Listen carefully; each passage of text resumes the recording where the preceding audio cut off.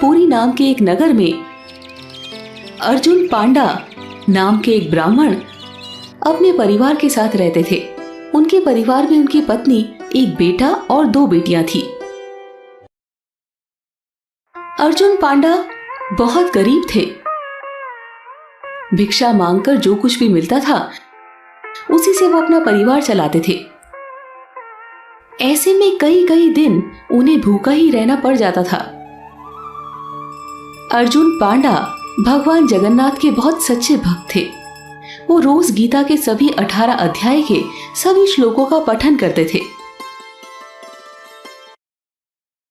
रोजाना गीता के श्लोक का पठन करने की वजह से उन्हें हर कोई गीता पांडा कहकर बुलाते थे। नियमित रूप से भगवान की भक्ति में लीन रहने और रोजाना गीता पाठ करने की वजह से उनकी चेतना शक्ति जागृत हो गई, जिसकी वजह से वो दुनिया के मायाजाल से खुद को परे समझने लग गए। उन्हें ये पूरा संसार और सारे रिश्ते नाते माया के जाल लगने लगे। उन्हें इस बात का एहसास होने लगा कि इस संसार में कोई किसी का नहीं है। एकमात्र ईश्वर ही सत्य है, बाकी सब झूठ। अब उन्होंने हरि नाम को ही अपने जीवन का आधार और लक्ष्य बना लिया। वो जहाँ कहीं भी जाते बस भगवान जगन्नाथ के नाम को ही भजते रहते। भिक्षा मांगते हुए गीता पांडा कहते हैं, भिक्षाम देहि, भिक्षाम देहि। भिक्षा देती एक महिला से गीता पांडा ने कहा, भगवान जगन्नाथ की कृपा हमेशा आप पर बनी रहे। भिक्षा मांगकर किसी तरह दिक्कत से ही सही उनका घर चल रहा था। लेकिन कुछ समय पश्चात पूरे नगर में अकाल की स्थिति हो गई। हर कोई दाने दाने को मोहताज होने लगा। ऐसे में अर्जुन पांडा को भिक्षा नहीं मिल पा रही थी।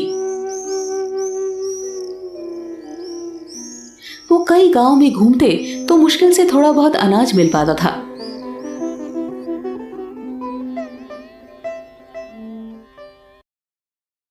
लेकिन उनके चेहरे पर कभी उदासी नहीं आती। वो भगवान की भक्ति में लीन रहते। लेकिन उनकी पत्नी बच्चों के भूखे रहने की वजह से बहुत चिंतित रहती थी। गीता पांडा से उसकी पत्नी ने कहा, इतने कम अनाज में हमारा गुजारा कैसे होगा? हमारे बच्चों का पेट नहीं भरता है। उन्हें भूखा देखकर मुझे बड़ी तकलीफ होती है। गीता पांडा ने कहा, तुम चिंता मत करो भाग्यवान, भगवान जगन्नाथ की कृपा से सब अच्छा हो जाएगा। उन पर विश्वास करो।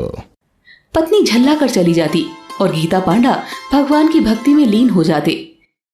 एक दिन वो सुबह सुबह नहा धोकर गीता का पाठ कर रहे थे।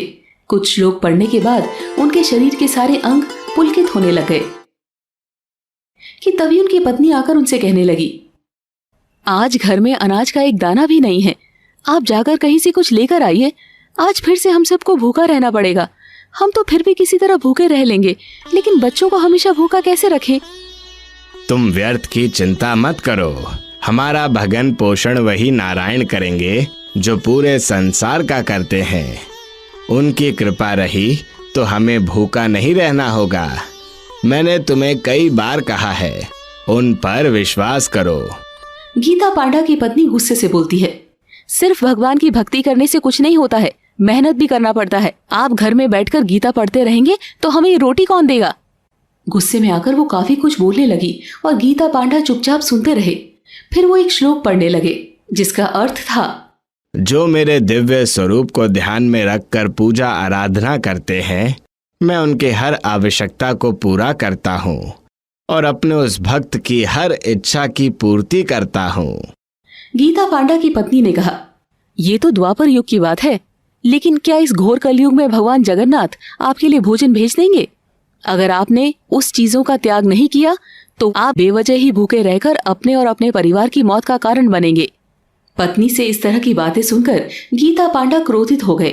उनकी पत्नी तो पहले ही गुस्से में थी। ऐसे में उन्होंने तालपत्र में लिखे श्लोक के ऊपर 3 लाइन खींच दी।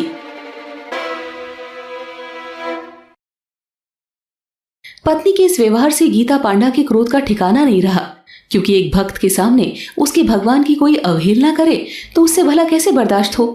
इसीलिए क्रोधित और दुखी गीता पांडा थैला में अपना गीता लेकर घर से भिक्षाटन के लिए निकल गए। अपनी जान से प्रिय भगवत गीता की ऐसी हालत से वो मन ही मन अत्यंत दुखी थे। जिसकी वजह से उन्हें बहुत रोना आ गया। गीता पांडा ने कहा, हे भगवान, मुझे क्षमा कर दीजिए। आज मेरी वजह से इस गीता की ये हालत हुई है। मैं अपने आप को कैसे क्षमा करूं? गीता पांडा बिलख बिलख कर रो रहे थे। उनकी ऐसी हालत देखकर भगवान को उन पर बहुत दया आ गई।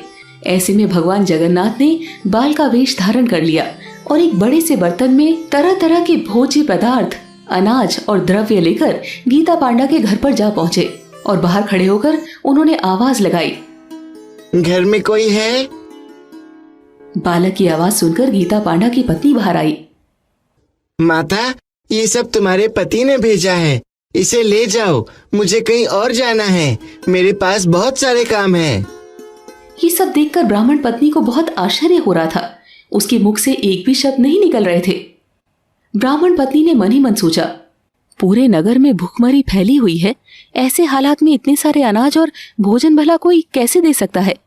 वो सोचने को मजबूर हो गई थी कि तभी उसकी नजर बालक के मुख पर गई। अरे ये क्या बेटा, तुम्हारे मुख से तो ये खून निकल रहा है। तुम व्यर्थ की चिंता मत करो माता। मेरे एक मित्र से मेरी थोड़ी सी लड़ाई हो गई। उसी लड़ाई की वजह से मेरा जीवा थोड़ा सा कट गया है, जिसकी वजह से ये खून निकल रहा है। ये थोड़ी देर में खुद ठीक हो जाएगा। अनाज से भरा बर्तन देकर वो बालक अदृश्य हो गया, जिससे ब्राह्मण पत्नी और ज्यादा आश्चर्यचकित हो गई। उन्हें कुछ समझ में नहीं आ रहा था कि ये सब क्या हो रहा है। कुछ देर बाद गीता पांडा घर लौटे तो उन्हें तुलसी और चंदन की अद्भुत खुशबू आ रही थी। उनका पूरा घर खाद्य सामग्री से भरा था। घर में ढेर सारे अनाज और द्रव्य नजर आ रहे थे, जिसे देखकर वो भी आश्चर्यचकित हो गए।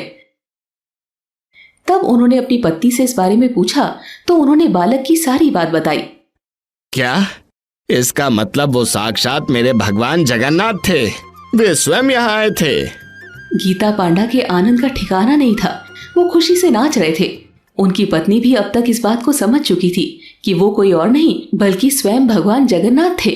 उन्हें अपनी गलती पर बहुत पछतावा हो रहा था। दोनों पति पत्नी ने भगवान से माफी मांगी। अब उनकी पत्नी भी भगवान जगन्नाथ की परम भक्त बन गई। आगे उनका जीवन काफी सुखपूर्वक व्यतीत हुआ। वो दोनों भगवान की भक्ति में लीन रहे। दोस्तों, आपको ये कहानी कैसी लगी? कमेंट करके जरूर बताएं। ऐसी और कहानी सुनने के लिए इसे लाइक और शेयर जरूर करें। धन्यवाद।